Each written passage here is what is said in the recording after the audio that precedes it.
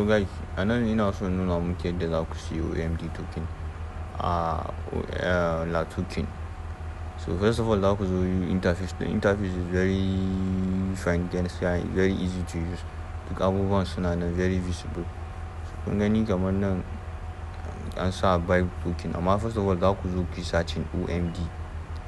Kun ga OMD yayi appearing a search bar din su, sai ku yi clicking on OMD. A nan gefen yana nuna mana OMD, nan ga kun ga graph din OMD din, ga kuma yana nuna mana all time high din wajen. So in kai scrolling ƙasa dai zai nuna ma wasu coins, amma dai nan let's focus on OMD. So kun ga nan gefe yana nuna mana trading volume, da nan kusa yana ƙasan kuma yana nuna mana price din wannan USDT. So kun ga misali na buy and sell, kun ga nan kun sa buy in kuna so ku siya, very easy to use interface. A bangaren buy kun gani limit wannan buy short long short, very easy to use interface. Kun gani duk dai bayanan da nake muku. Kun ga zo gefen duk wani ƙa'ida sai kun bi su. So kun ga nan buy, can bangaren sell. For instance, kai na so kai selling, kai click on sell, zai nuna ma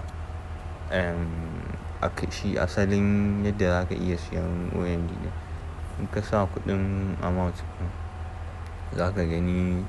For instance, kana da, bari mu gani da wani number za mu gwada.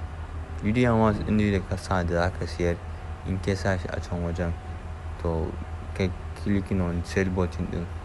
So yanzu kun ga for example mun sa 70, to kun ga kana clicking on the sell button ɗin zai yi selling ɗin wannan token automatically.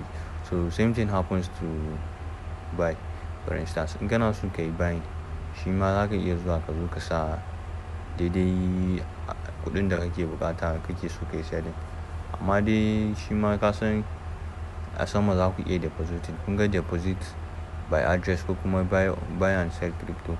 In kai clicking on deposit by wannan, shi ma zai kai ka wani sabon interface din kamar pop-up ko in ce open overlay.